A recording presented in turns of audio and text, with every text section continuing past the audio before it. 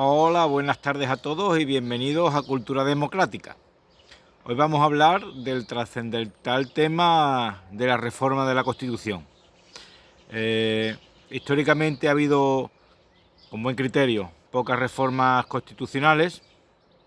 Hay dos formas de reformar la Constitución según los aspectos a los que toque, los vamos a ver. Y tenéis un vídeo en este canal acerca de si nuestra Constitución, a nuestro humilde juicio, resulta ser un fiasco monumental o una obra maestra de ingeniería jurídica. Recuerdo que nos inclinamos más por la segunda opción, pero que siempre hay matices. Bien, nuestra Constitución, afortunadamente, es una Constitución rígida. Rígida quiere decir que es difícil de reformar. Yo creo que eso nos ha salvado, sinceramente, de los barrabases o barrabás que nos gobiernan, o que nos desgobiernan, mejor dicho, y me da igual el color o el partido. La clase política resulta ser una casta, esa es la realidad, y da igual quien mande. Ya hablaremos otro día de nuestro sistema de partidos, que al final pues hace lo que le da la gana. Si la Constitución es rígida, eso hace que sea difícil de reformar, como digo, porque si no, tened por seguros que aprovechando que el Pisuerga pasa por Valladolid, crisis de coronavirus, crisis de cambio climático, etcétera, etcétera, nos hubieran quitado más derechos de los que nos han quitado y libertades de golpe y plumazo. Por lo que a priori una Constitución rígida podría ser una mala noticia, pero en este caso, y sería una mala noticia si nos gobernasen gente decente, pero como no es el caso, pues que la Constitución sea rígida y que estos que nos desgobiernan no puedan poner sus zarpas sobre ella, pues es una buena noticia porque estamos protegidos. Una cosa es la Constitución y otra cosa es su interpretación, que aún así se la saltan a la torera, como ya declaró el Tribunal Constitucional acerca del ilegítimo uso del estado de alarma. Pero bueno, aún así hay límites que no pueden sobrepasar. Bien, sin más preámbulos, nuestra Constitución normalmente tiene una reforma simple. Todo el tema de la reforma constitucional viene en el título 10º de la Constitución, que dice que que la reforma de la Constitución necesita mayoría de 3/5 de cada cámara como norma general, y que tras ello, si un 10% de los miembros de cada cámara lo solicitan, que no sería el caso, las reformas constitucionales que ha habido, que se han hecho por este procedimiento, al pueblo le han preguntado un carajo, hablando pronto y mal, pero si lo solicitan una 10ª parte de los miembros del Congreso o del Senado, se debe de someter a un referéndum para su ratificación. De forma, estas son reformas menores, ¿verdad? Ahora llegamos al meollo de la cuestión. Toda reforma que afecte íntegramente a toda la Constitución, bien a su título preliminar, que es donde se habla de la integridad territorial del Estado, de las instituciones, etcétera, del capítulo segundo, o del título primero, de la sección primera del título primero o el título segundo, es decir, donde se habla acerca de los derechos y libertades fundamentales, ¿vale? Esto requiere mayoría de 2/3 de cada cámara. Fijaos que no se ponen de acuerdo entre ellos y tendrían que, para reformar la Constitución en los términos que antes he descrito, repito porque es importante, o toda la Constitución, o todo lo que es el título preliminar de la Constitución, que habla de la integridad territorial del Estado, de la indivisibilidad de la nación, de las instituciones públicas o de los derechos y libertades fundamentales que todos tenemos, se necesitaría, como digo, mayoría de 2/3 de cada cámara. Una vez que se consigue esta mayoría de 2/3 de cada cámara, las cámaras totalmente quedan disueltas, ¿vale? Quedan disueltas y se tienen que convocar elecciones. Las nuevas cámaras que salgan de esas nuevas elecciones tienen a su vez que ratificar lo que han hecho los otros por mayoría de 2/3. Fijaos, ¿eh?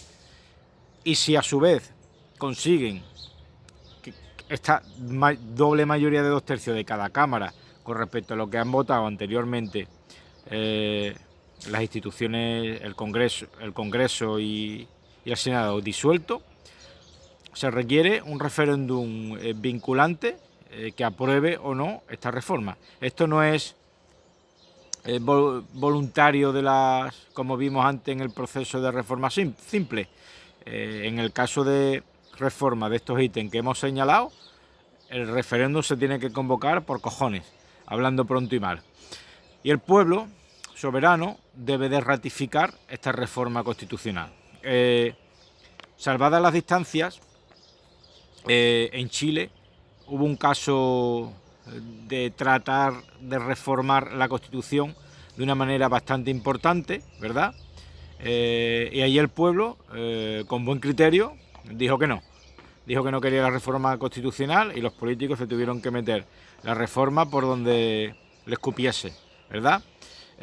No nos podemos fiar, tal como están las cosas, no nos podemos fiar de cualquier reforma, cualquier ley que hacen los políticos, y más una cosa tan importante como es la reforma de la Constitución. Pues de la Constitución emanan el resto de leyes, ¿verdad? Y ninguna decisión, ninguna ley puede ir en contra de la Constitución. También, como digo, es importante señalar que obviamente no se puede reformar la Constitución en tiempos de guerra, ni tampoco si estamos sumidos en algunos de los eventos que recoge el artículo 116, que son el estado de alarma, excepción y sitio. ¿Os suena, no? Cuando estuvimos en el inconstitucional estado de alarma, no se podía reformar la Constitución con buen criterio. Ten en cuenta que cuando se declaran los estados de alarma, excepción y sitio, que ya hablaremos de ello en otro vídeo, estamos en un momento de excepcionalidad democrática, ¿verdad? Y en el que el Ejecutivo tiene poderes extraordinarios. Los poderes del Estado, como sabéis, son 3: el legislativo, que es el Parlamento; el Ejecutivo, que es el Gobierno; y el judicial, que son los jueces.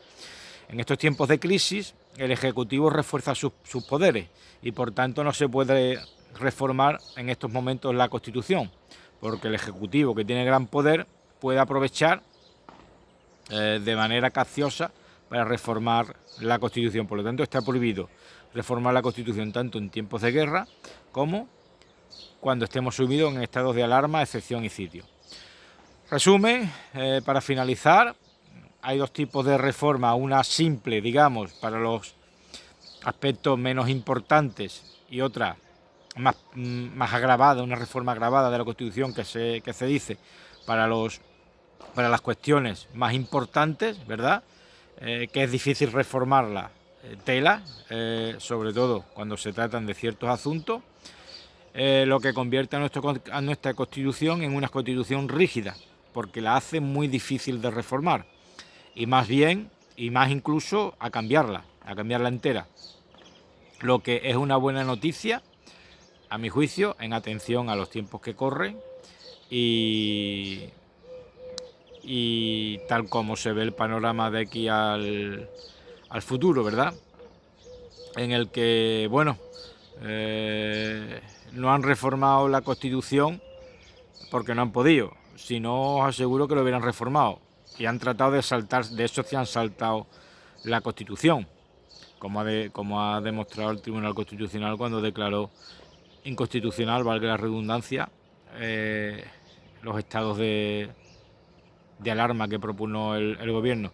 Así que imaginaos qué pudieran hacer de nosotros si se les dejase a esto vía libre para reformar la norma fundamental del Estado, que sustenta, más mal que bien, pero lo sustenta, nuestros derechos fundamentales y libertades públicas. Muchas gracias a todos por vuestra atención. No olvidéis suscribirse si os gusta lo que veis y darle a like, porque nos ayudaríais mucho, no os cuesta prácticamente nada. La suscripción, como sabéis, es gratuita y nos animaría a subir más vídeos y a llegar a más gente. Muchas gracias a todos y que tengáis un felicísimo inicio de fin de semana.